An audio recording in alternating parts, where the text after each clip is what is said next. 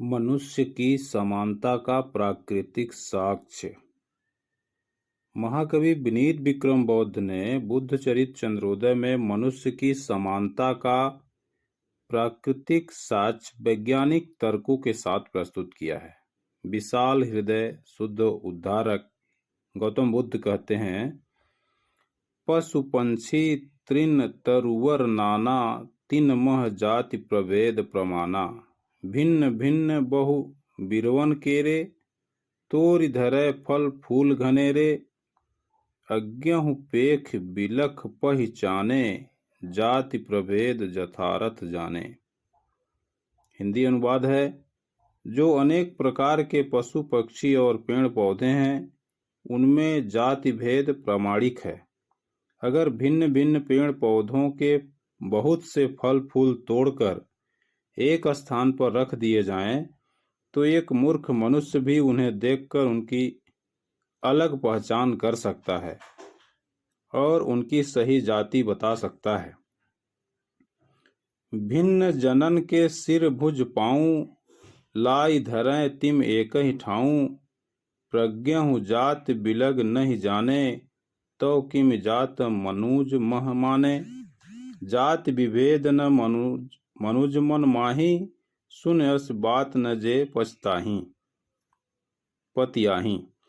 इसका हिंदी अर्थ है, लेकिन अगर बहुत से लोगों के हाथ पैर और सिर एक ही स्थान पर लाकर रख दिए जाए, तो कोई बुद्धिमान मनुष्य भी उनकी अलग अलग जातियों की पहचान नहीं कर सकता। अतः मनुष्यों में कोई जाति नहीं है।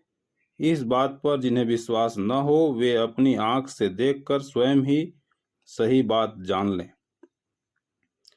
जाति जाति के मनुज बराई, जांची ले ही थर एक ही लाई।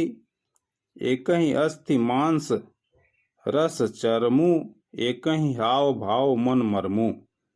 कर पद नास नयन मुख काना, एक सरिस सब अंग न आना। अर्थात वे तथाकथित भिन्न भिन्न जाति के लोगों को चुनकर एक स्थान पर लाकर उनकी जांच कर लें। उन सब में हड्डी मांस रक्त और चर्म एक जैसे हैं। उन सब के हाव भाव मन और हृदय भी एक जैसे हैं। उनके हाथ पैर नाक आँख मुंह और कान आदि सब अंग भी एक समान हैं। कोई भिन्नता नहीं है। प्रणय प्रसव सब एक सम, भेद न मनुजन बीच। को बाभन को शूद्र पुनि, उच्च कवन जग नीच।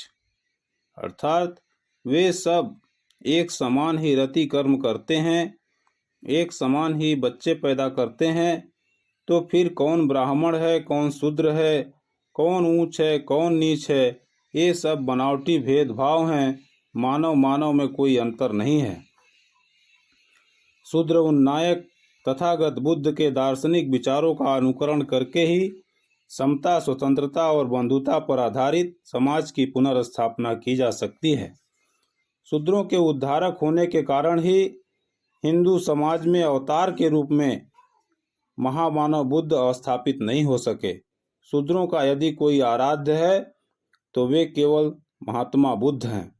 यदि राम द्वारा शूद्रों को दी गई जन्मजात नारकी विरासत से मुक्त पाना है, तो अपने उद्धारक बुद्ध की शरण में आना पड़ेगा। यदि इस बहुसंख्यक समाज को गुलामी, पशुवत जिंदगी, छुआछूत के उपहार से सुकून भी मिलने की लत पड़ गई हो, तो भी यह मनन करने का विषय है कि हम लोग क्यों अपने आराध्य से विमुख होकर अपने पूर्वजों के निर्दयी हत्यारों के मानसिक गुलाम बने हुए हैं। महामानव बुद्ध ने बदबू भरी गंदी नाली के कीड़ों से भी ज्यादा बदतर जिंदगी जीने वाले बहुसंख्यक शूद्रों को मनुष्य साबित करने की वकालत की थी। इन्हीं शूद्र उद्धारक विचारधाराओं के कारण ही तथागत बुद्ध को ब्राह्मण वर्ग ने नजरों से इस कदर गिरा दिया था कि बुद्ध की पवित्र जन्मस्थली में ही भारत का कोई भी शूद्र, कोई भी हिंदू उन्हें पहचानने की जरूरत महसूस नहीं करता। साथियों, हम सबका कर्तव्य है कि हम तथागत बुद्ध को जानें और उनके बताए मार्ग पर चलने का प्रयास करें।